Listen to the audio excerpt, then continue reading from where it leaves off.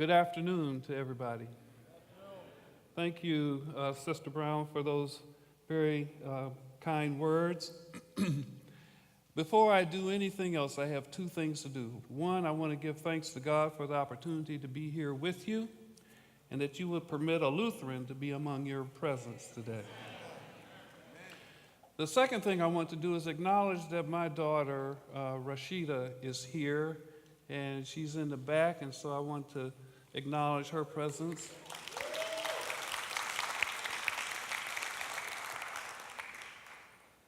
I want to also express my appreciation to the organizers for the opportunity to participate in this Urban Mission and Ministry Congress. We live in a time where gun violence, the death of women, children, Black, brown, Asian, and Native peoples, and peoples of various gender orientations, is ever rising and tormenting communities across this country. Yet I believe we live in a time and a place where those who have no voice are rising up, wising up, and speaking up about how they desire and are working to transform their communities. Their pursuit of justice, in some cases, is centered in the truth, which comes from their faith in the blood and power of Jesus Christ. Justice, that public expression of love in public life, is taking on new dimensions as God's people name and claim the streets and neighborhoods, declaring that God is at work in cities across this country and around the world. Now, I have learned to share stories, so I'm going to share some stories this evening. I am a pastor and a newly retired seminary professor. So I want to share some stories with you about how I have come to understand that the Christian faith, calls its believers to engage public life. I come from what may be considered a typical middle-class African-American family. My father graduated from college and secured a government job, retired after 30 years of service. My mother was a nurse and worked for the city of Detroit. My family became members of a racially integrated congregation in 1954, the year that Brown versus Topeka Board of Education ruled separate but unequal, unconstitutional. Our neighbors were like us, middle class, owned their own home, professional people with 2 to 3 children, and at least one car. It was a relatively quiet neighborhood with manicured lawns and trees. I grew up relatively naive about the world and problems encountered by African American people. One of the things that my parents instilled in my siblings and me was a deep desire to read.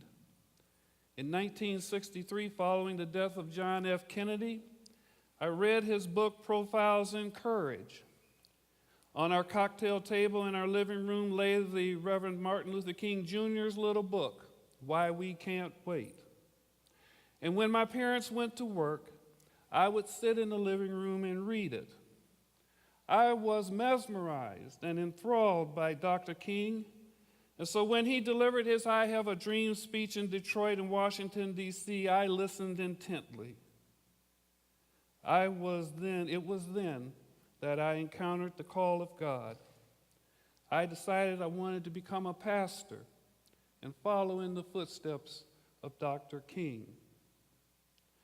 My naivete was shattered by the 1967 Detroit Rebellion.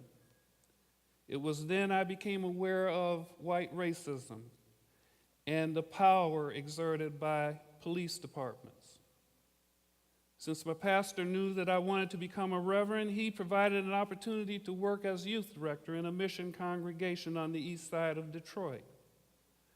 Through the ministries of persons like Willie, Martha, Sylvia, Carrie, Dennis, Barbara, and Bill, I was taught if you want to build a youth ministry, you will have to leave the church offices and get into the community.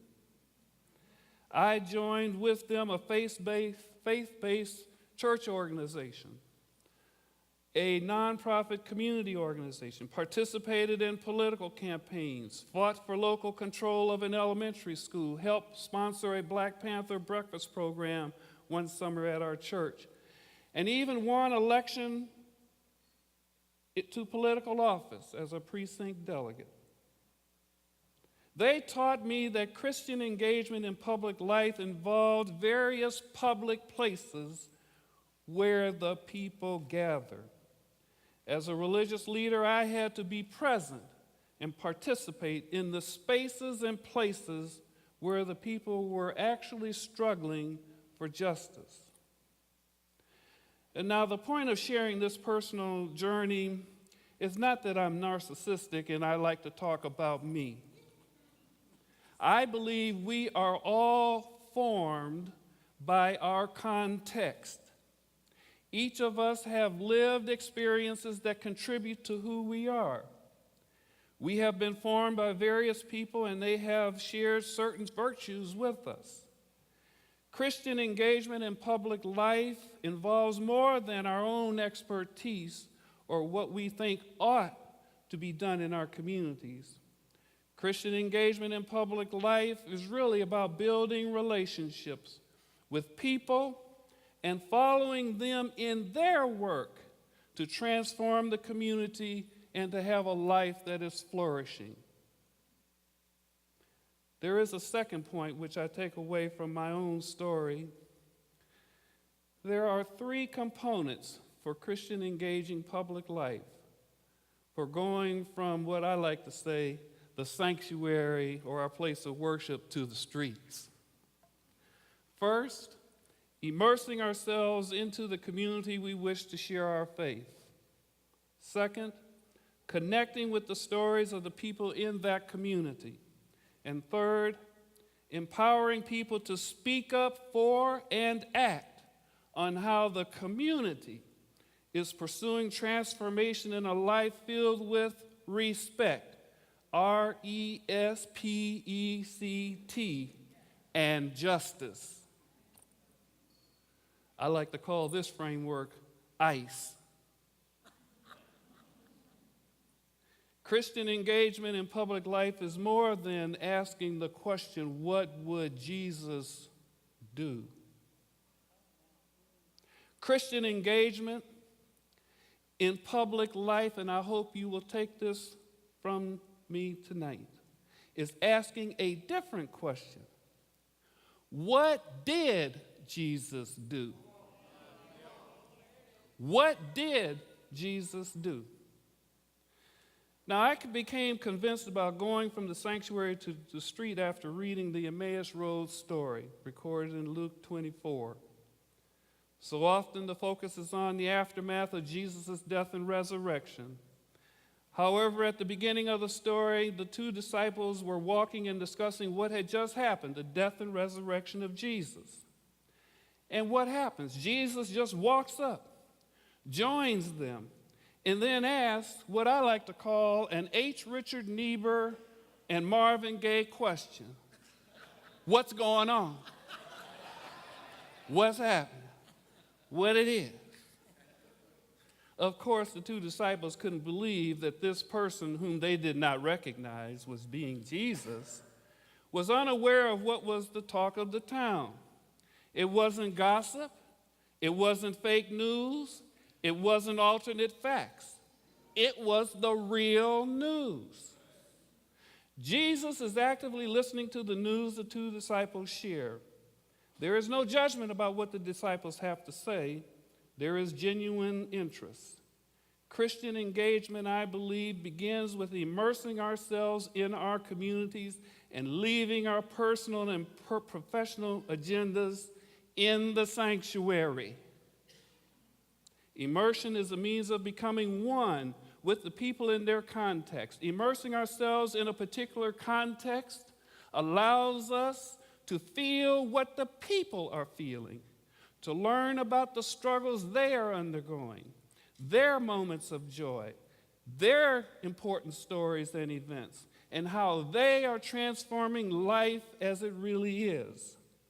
This experience becomes the primary data for developing an understanding of how we, as Christians, can engage public life. Now, I'm not naive.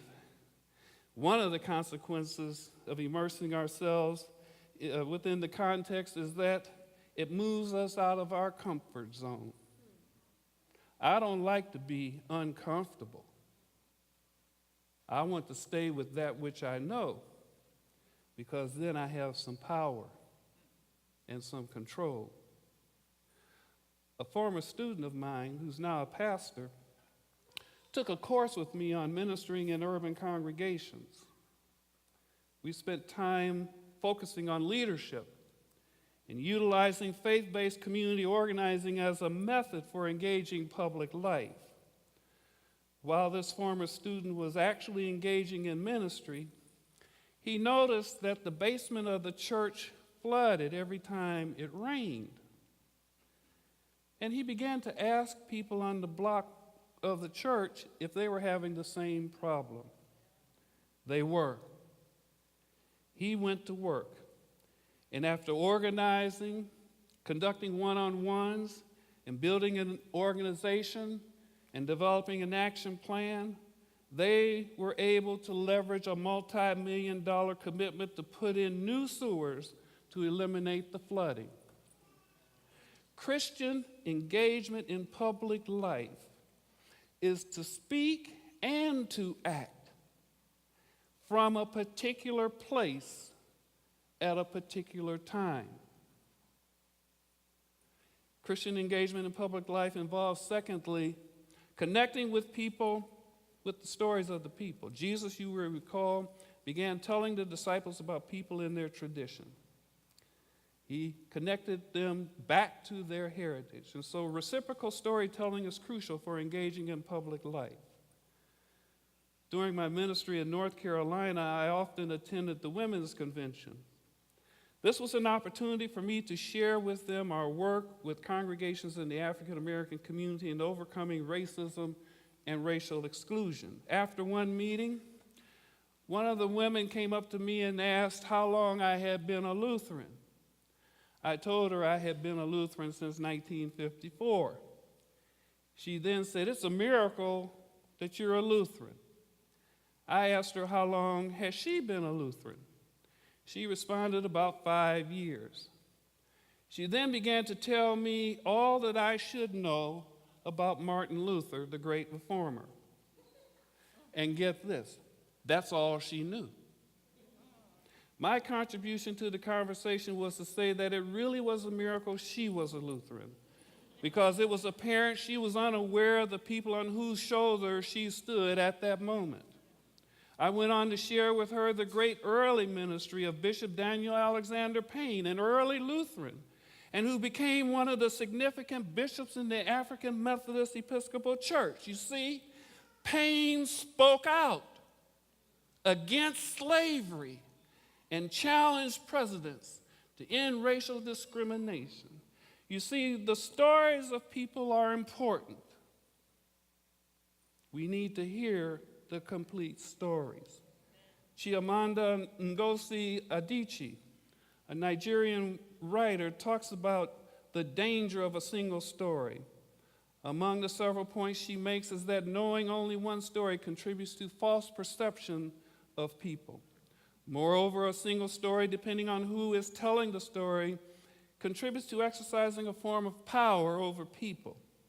Adichie says, and I agree with her, quote, "It is impossible to engage a person or place without engaging all of the stories in that place or those people." Christian engagement in life, public life, is engaging multiple stories in the community. A single story that is told about a community leads, I think, one to believe that the people of the community do not have the capacity to struggle for justice. So telling a story which emphasizes the lack of capacities, assets, or concern about the community, the people themselves will believe they do not have the capacities, assets, or concern about their community. They will become dependent on us for securing justice. Now, I want to be clear here. There is a need for expressing our faith through service activity. Jesus does command us to feed the hungry, clothe the naked, and visit those who are imprisoned. However, Jesus also challenged the powerful and empowered the marginalized in society. And so the third component is empowering the people. Participating in the transformation of God's cities involves women, men, and young people. As the Black Lives Matter, the #MeToo movement, the Indivisible movement, and the Never Again movement show, Christians are willing to engage in public life. Christian engagement in public life begins with a fundamental belief that every human being has gifts and talents to share, which they use to express their faith in public. God has already visited each of those communities. So repeat after me. Everybody is God's somebody. Everybody is God's somebody. And so as I come to my conclusion, I want to invite you, as you are able, to stand, or if you want to sit, that's fine, or kneel where you are, and repeat after me some of these words by the famous civil rights activist, the Reverend Dr. Jesse L. Jackson. I am somebody. I am somebody. I am somebody. I may not be a pastor, but I am somebody. I may not be an urban ministry administrator, but I am somebody. I am somebody. I am God's child. Each person here, each one of you, have gifts and talents to share, and people in our community have gifts and challenges to share, talents to share. Mission in an urban setting requires that we practice ICE, immersing ourselves in the community, connecting with multiple stories of people into those communities, and empowering the people to believe in themselves in those places and spaces. And so finally, our engagement to public life, our activism at its core begins with the person called Jesus Christ, who is the center of our faith. It is my prayer that you are blessed to engage public life through both service and speaking up in your communities. Thank you.